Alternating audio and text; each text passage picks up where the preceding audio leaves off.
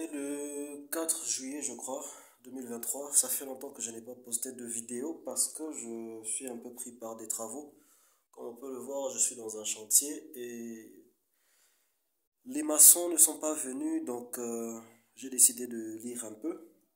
Et je suis tombé sur un passage assez intéressant parce que je suis en train de préparer une petite conférence aussi. Et j'ai vraiment eu envie de partager ce petit passage parce que ça parle de la vie de l'homme. Il y a certaines choses intéressantes. Je sors un peu dehors. Je pense que lire dans la nature, ça va faire un peu mieux. Donc je vais me poser là et vous lire ce petit passage. Je ne sais pas si la lumière est bonne. Alors ça parle de connaître et acquérir ce que la plupart admirent afin d'être à son tour admiré par la plupart et profiter de ce que cette admiration offre comme bonne opportunité. En société, les opportunités passent en effet par les autres et c'est pourquoi avoir la capacité d'attirer positivement l'attention des gens est généralement un atout vital. Il ne faut pas que je tombe. Donc, l'homme admiré par les gens de la masse, parce qu'il a les capacités les plus appréciées par la masse, recevra de la masse une attention positive et qui, d'une certaine manière, générera une forme d'affection sociale accompagnée de beaucoup d'effets sociaux positifs. Oui, contrairement à celui qui vit dans une fierté qui s'appuie sur le fait que la société au sein de laquelle il vit l'apprécie réellement, l'homme qui... Un instant, je dois tourner de page. L'homme qui n'est pas apprécié par les autres sera faible au niveau de la dimension sociale de son corps existentiel et d'une certaine manière, il en souffrira car chez les hommes, seuls ceux qui possèdent ce que les autres admirent et qui se comportent selon un modèle apprécié par les autres ont l'opportunité de recevoir le meilleur de la part des autres. D'une manière générale, la dimension socio-communautaire de l'existence humaine est une dimension où être aimé ou ne pas être aimé peut réellement faire toute la différence. Dès leur tendre enfance, les êtres humains apprennent deux choses importantes en rapport avec la place de l'amour en société. D'une part, ils apprennent qu'en société, on est toujours gratifié par ceux qui nous aiment et que, d'autre part, on est très rarement gratifié par ceux-là qui ne nous aiment pas du tout. Oui, les hommes, chez les hommes, les échanges et les contacts sont conditionnés par des raisons d'intérêt, d'appréciation et d'admiration. C'est à cet effet que la vie humaine sera agréable lorsqu'elle sera placée au sein d'un milieu social où la majorité des gens évoluent sur des voies justes. Problème de lumière, normalement. Ouais, je suis à contre-jour.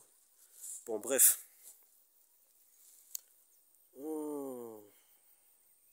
Je sais pas, j'ai pensé que ça serait bien de partager ça. J'espère que celui qui aura cliqué sur cette vidéo aura peut-être un peu de temps. Question de laisser un commentaire. Moi personnellement j'ai beaucoup aimé ce petit passage là parce que en effet on vit dans une société où il y a des gens célèbres qui ont tendance souvent à nous dire que ce que les autres pensent ne compte pas. Que pour réussir il faut être un solitaire. Malheureusement, moi, je ne crois pas en ce genre de choses. J'y ai cru à une époque, mais je n'y crois plus. Parce que, qu'on le veuille ou pas, la réussite, quelque part, compte énormément pour le bien-être de la vie d'une personne. Et cette réussite ne peut passer que par la validation des autres. Si on est, par exemple, un commerçant, comment est-ce qu'on va réussir dans son commerce si personne ne vient acheter ce qu'on veut vendre? Ce que les autres pensent, ce que les autres ressentent a de l'importance.